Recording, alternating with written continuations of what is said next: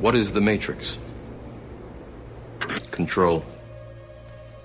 The Matrix is a computer-generated dream world, built to keep us under control in order to change a human being into this. No. I don't believe it. It's not possible. I didn't say it would be easy, Neo. I just said it would be the truth. Stop. Let me out. Let me out! I want... Well, the foundation of the whole suppression of humanity is to sell us from cradle to grave a false self-identity. You know, if you had 7 billion people plus who realized that their name and their job and their family history and their life story were not who they were, but what they were experiencing, and who they were was an expression of an infinite, limitless awareness that is having that experience, then trying to control, suppress, and herd 7 billion people in that level of self-awareness would be, well, it'd be a joke. Don't even start. Where you're going to start? Impossible. Yeah. So this conspiracy, fundamental bottom line, before we could go into any detail about banking scams and political scams and engineered wars, is to make this infinite awareness so programmed, so capture its point of attention and self-identity that it believes it is Ethel Jones. I work down the store. I was born in Dublin in 1948. I went to this Catholic school, and then I got myself a job, and then I got married, and I'm just little me. I'm just Joe Public. What? I have no power. Then if you program someone into that self-identity, then you put lots of people like that together, and you can control them, and you can manipulate them, and you can herd them, and you can direct them in the way you want them to go, and you can do it without challenge or effective challenge, because the people you're targeting have been convinced they have no power to challenge you anyway. Indeed, because they're so head down trying to survive because of the way you've orchestrated the economic system, they have not had time to lift their head and look around and go, so that's what's going on. So they don't even know you exist, never mind what you're doing. Yeah. And this is the life story of billions of people, generation after generation after generation. And I've used the key word there, survival. And you can add to survival capturing attention.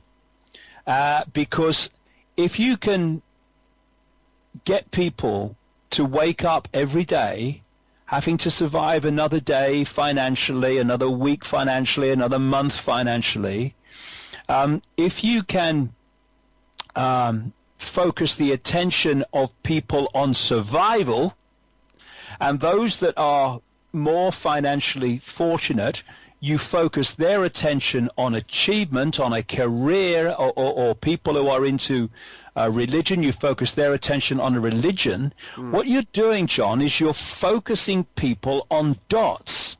You're focusing on a dot, I've got to survive, and it's a very big dot these days. You're focusing people on the Christian religion, it's a dot, that's my life. You can focus people on Manchester United. Yeah. And it's a dot. You can focus people on, I want to, have this successful banking career, political career, legal career, whatever, media career. It's a dot. And when you're looking at a dot, in that focus, you lose peripheral vision. And it's in the peripheral vision where the dots connect. And if you're only focusing on one, you're not even seeing most of the others, never mind seeing they're actually expressions of the same tapestry.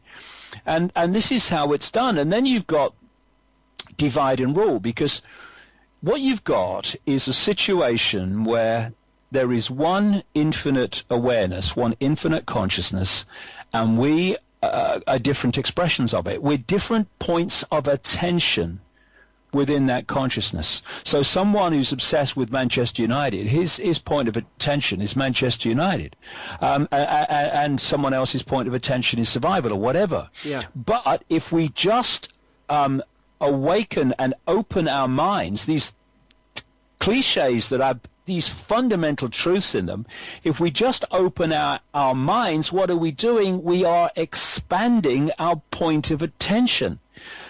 We're no longer totally myopically focused on one dot. Now we're kind of expanding our point of attention. We're starting to encompass other dots. Now we've got a chance of seeing how they connect. Symbolically, it's like standing in front of a wall about half an inch away, and you're staring at that wall, and you're trying to work out what's going on. You're trying to work out what it is. You're trying to work out where you are.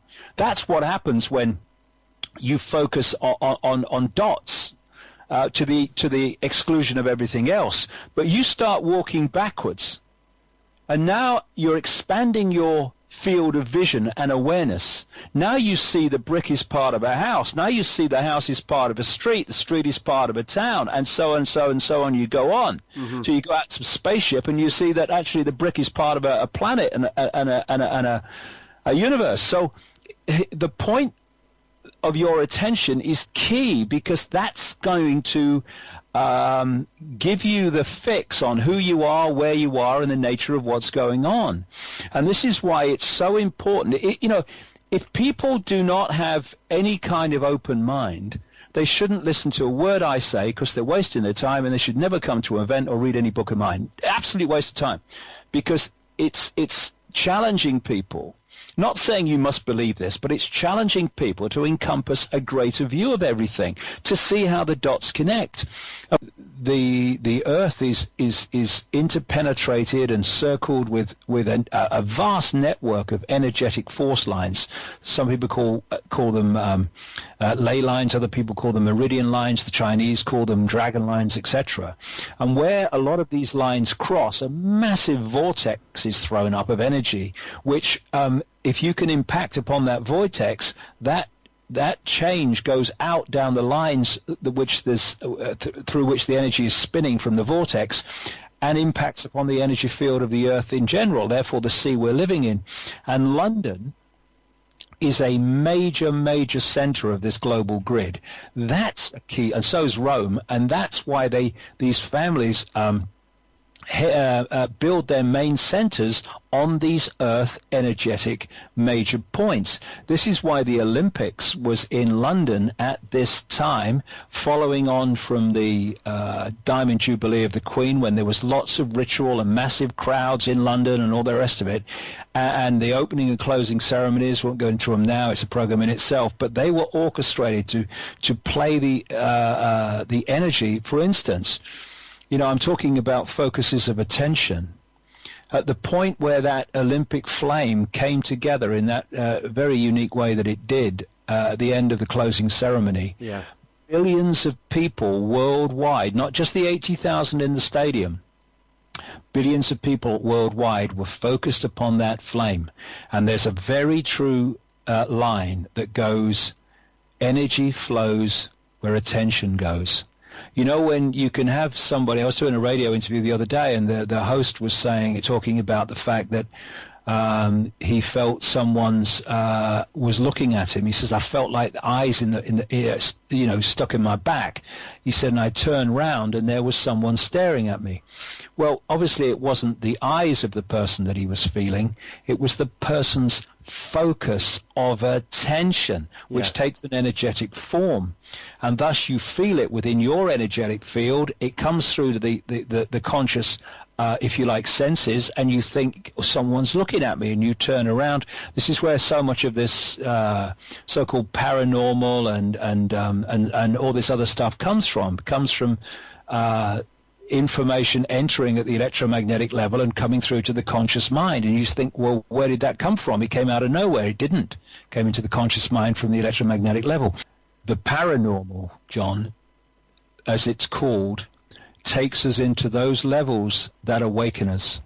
That is why the system has marginalized the normal that they don't want people to know about, and they call it the paranormal, and blood, gore, suffering are the norm, the normal.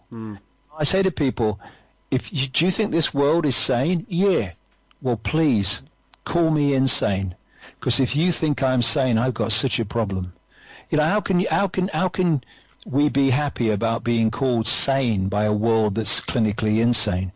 So when you think about the eyes on the back example, and someone feels it and turns around, imagine the energy generated by the focus of billions of people on that flame. Now, on the electromagnetic level, on the deeper level beyond that of non-form energy, they trawl that because they know what they're doing. Because this is not just about a network of families in human form.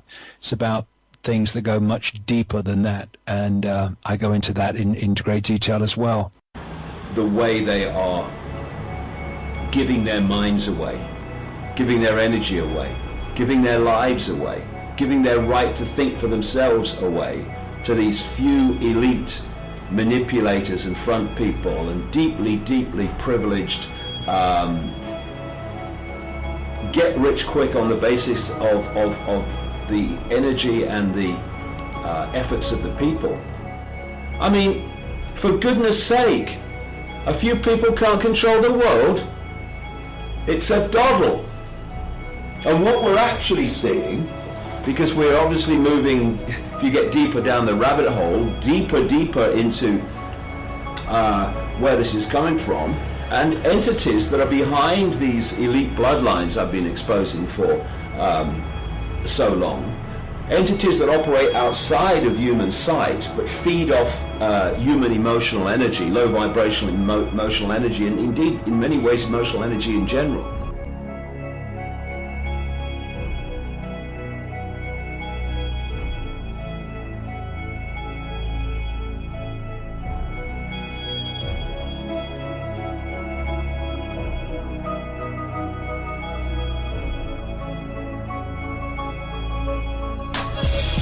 Watch a scaffold and fall into the hearts of men, collapsing vacant stalls. Looking around, we all wonder if Armageddon is real or just a perpetuated myth. Though we barely breathe, we can start to see all the lies that filter down and trickle slowly.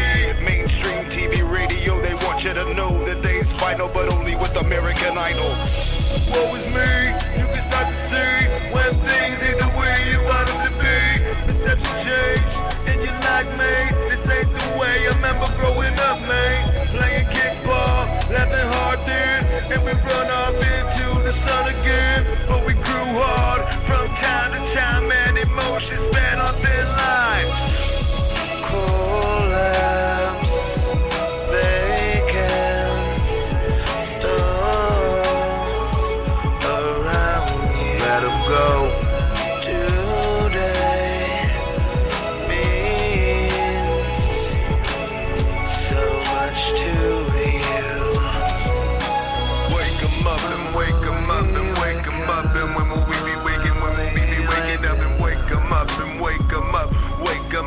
When will we be waking? When will we be waking up? Wake 'em up, wake 'em up, wake 'em up.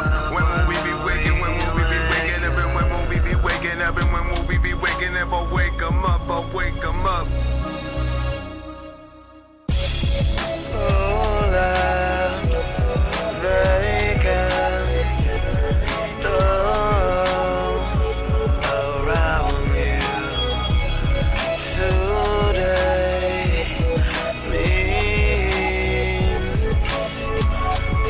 Much to